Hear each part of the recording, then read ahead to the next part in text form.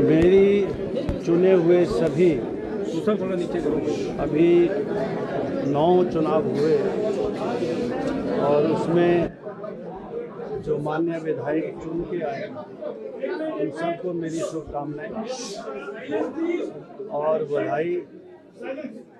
मेरी ओर से सभी को पूर्ण सहयोग सदन में मिलेगा और मुझे उम्मीद है कि सभी जो नए विधायक चुने हैं अभी बाई इलेक्शंस में, अभी 3 जो है श्रीमती कमलेश जी, श्री हरदीप जी, श्री आशीष जी, जिनकी शपथ अभी हुई है और 6 की इससे पहले हुई, उन सबको मेरी शुभकामनाएं हैं और मैं अपनी ओर से उनको विश्वास दिलाना चाहूँगा कि जो भी विषय वो उठाएंगे, चाहे वो चुनाव क्षेत्र से मुतल्लिक हो, चाहे प्रदेश से मुतल्लिक हो, उन सब विषयों को चर्चा में इस माननीय सदन में लाया जाएगा ताकि जो हिमाचल प्रदेश की जनता ने बाय इलेक्शन के माध्यम से अपना निर्णय देकर एक बार फिर से जो वर्तमान सरकार है उसको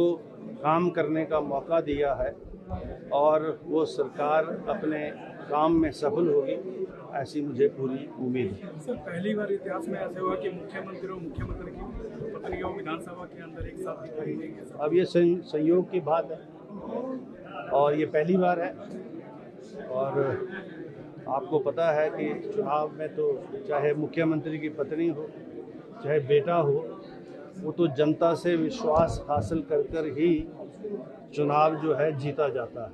तो जनता ने उनके प्रति विश्वास प्रकट किया है और मुझे उम्मीद है कि वो अपनी उस जिम्मेदारी को निभाएंगी और देरा जो चुनाव क्षेत्र है उसके विकास में अपना योगदान देकर जो जनता की आशाएं हैं, आकांक्षाएं हैं, उसके अनुरूप जो है वो उतरेंगी, ऐसा मुझे पूरी विश्वास। इसके अलावा सर, पहली बार ये निर्दलीय विधायक भी सदन में कोई नहीं होंगे और सर इससे पहले भी ऐसा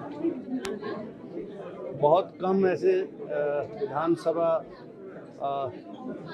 विधानसभा के ऐसे सेशंस रहे हैं जिसमें निर्दलीय विधायकों की जो है प्रेजेंस 0 हो।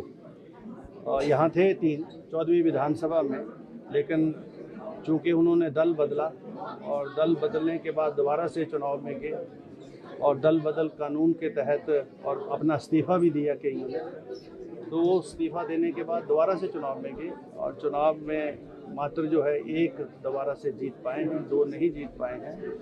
तो उनकी अब वो नहीं है, तो जनता ने जिन पर विश्वास प्रकट किया उन्हीं को सुना जाएगा। जो नहीं है अब वो सदन के सदस्य नहीं रहे।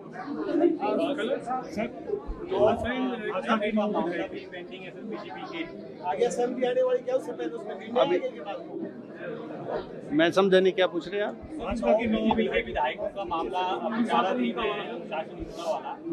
वो विषय सारे सदन के अंदर के हैं और अंदर जब कभी उनका कोई उल्लेख आएगा तो अंदर ही उसके ऊपर निर्णय लिया जाएगा। अभी इस प्रेस ब्रीफिंग के माध्यम से मैं उन विषयों के ऊपर कोई चर्चा नहीं कर सकता जो सदन के अधिकार क्षेत्र में है। धन्यवाद, थैंक यू। सेशन को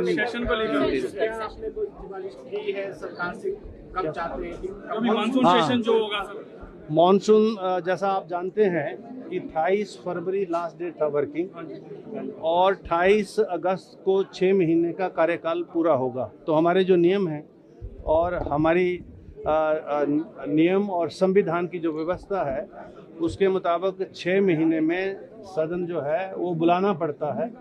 हम जो है सत्र के लिए तैयार हैं। हमने उसका जो प्रोबेबल शेड्यूल है वो भी सरकार को भेज दिया है और जैसे ही सरकार जो है उसको अप्रूव करेगी उस शेड्यूल को हम नोटिफाई करेंगे। जैसा आप जानते हैं कि नोटिफिकेशन के लिए भी 20 दिन का कम से कम समय चाहिए होता है। तो मुझे लगता है कि अगस्त के आखिरी जो हफ्ता है 28 से पहले वो कभी भी सत्र जो है उसको बुलाया जा सकता है और विधानसभा जो है उस सत्र के लिए तैयार है। स्पीकर साहब, विधायकों के भत्तों को लेकर जो है एक सूचना निकल कर आई है।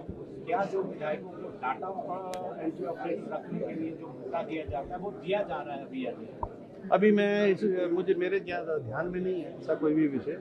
अभी बहुत सारी मीटिंग्स आज भी रखी हैं मैंने एमिनिटी कमेटी में ये सारी चीज़ें डिसाइड होती हैं, और जब एमिनिटी कमेटी में कुछ ऐसा डिसीजन होगा तो आपको स्वयं अवगत करा देंगे। धन्यवाद। ट्रेनिंग भी है। हाँ, कल जो ये नए जो चुन के आए हैं, नए जो चुन के आए हैं, अभी तो वर्तमान में 9 हैं, और इससे पहले कुल मिलाकर 26 के जो है नए विधायक हैं 14वीं विधानसभा में, जिनको पहले कुछ ट्रेनिंग हम दे चुके हैं, पर चूंकि नए आए हैं तो इसलिए ज़रूरी है कि सदन के नियम और सदन की जो व्यवस्था है उससे उनको अवगत कराया जाए, और संविधान के उन सारे जो है विषय और अनुच्छेद हैं उसके बारे में जानकारी दी जाए। तो कल जो है ट्रेनिंग प्रोग्राम 10:30 बजे से शाम तक हमने रखा है, जिसमें सभी जो नए विधायक हैं जो पहली बार चुन के आए हैं इस माननीय सदन में 14वीं विधानसभा में, वो उनसे आग्रह किया गया उस ट्रेनिंग में जो है रहने के लिए, उपस्थित रहने के लिए। अब देखते हैं कल कितने आते हैं। Thank you very much.